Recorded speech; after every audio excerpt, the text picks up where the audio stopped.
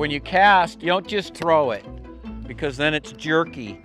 If you take it and you swing it like a pendulum and then release it, as the bait goes through the air, it goes nice and smooth and then lands in the water. Every time I get bit, when I go fishing, I always think I'm gonna catch a 10-pounder. You know, that's every bite I get on the lake is, I want it to be a 10-pounder. And I go fishing a lot and I catch nothing. I go weeks, but I still go back and I still keep it up and I still do my thing. This bait is about the average size crankbait. That's a evergreen CR16. When I want to play around with my grandkids a little bit, I might take that stuff with me. But every day when I go, I'm fishing this kind of stuff. And as you can see, right here, there's a big difference.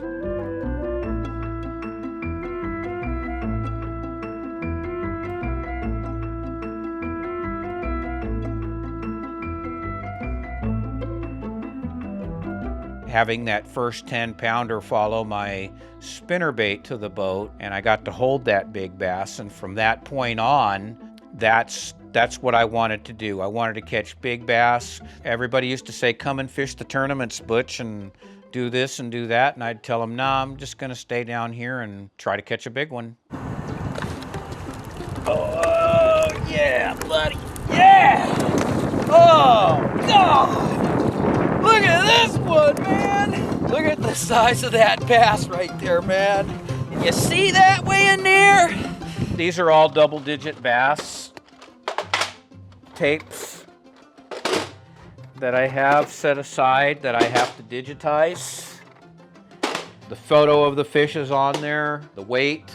You just know after catching so many that it's close to being what we call a double digit. You have to take all the precautions to not lose this fish. Like my net has been in the same place for 25 years.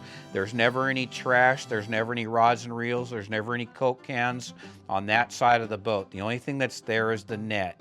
And I am trained that when I do hook that fish, that is exactly where my net's gonna be every time. You see that puppy?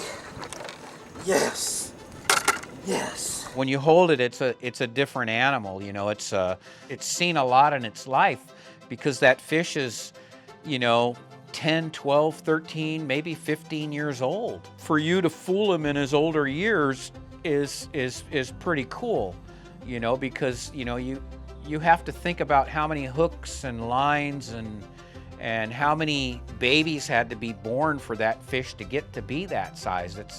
It's just a special thing, you know. Like hitting a hole-in-one.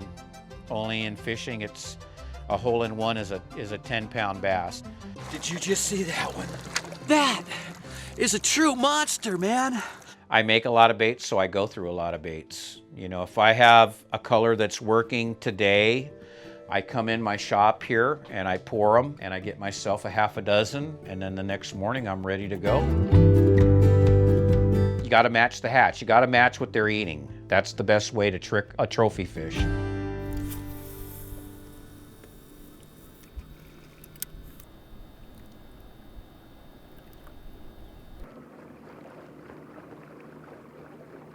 Being out on the water is very peaceful. There's nothing that makes me feel close to my childhood again or growing up than to be able to go to the lake and go fishing. And then when I'm out there, because I'm self-employed and I'm in the construction industry, well, that's all left at home. I don't think about any of that kind of stuff.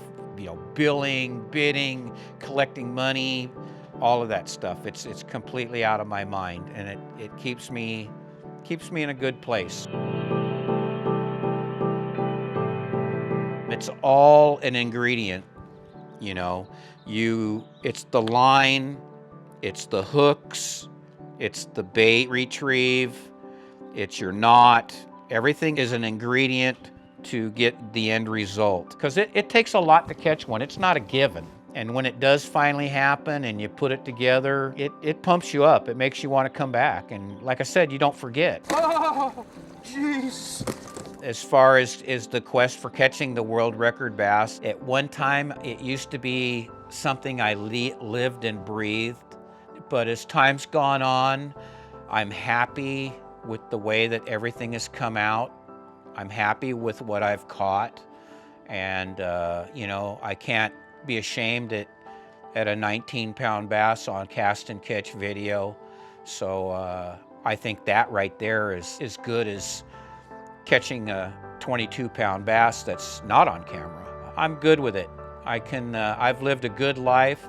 I've had an incredible fishing life, and I still will try to pursue it. It's in my mind, but it's not an addiction anymore. That's a big one. You could hug this bass, he's so big. Look at that. Oh.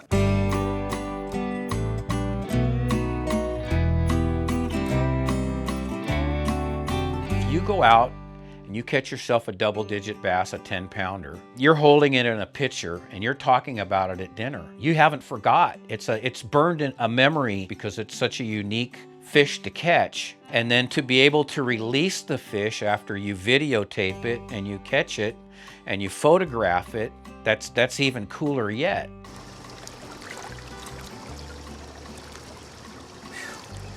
That makes you feel so good.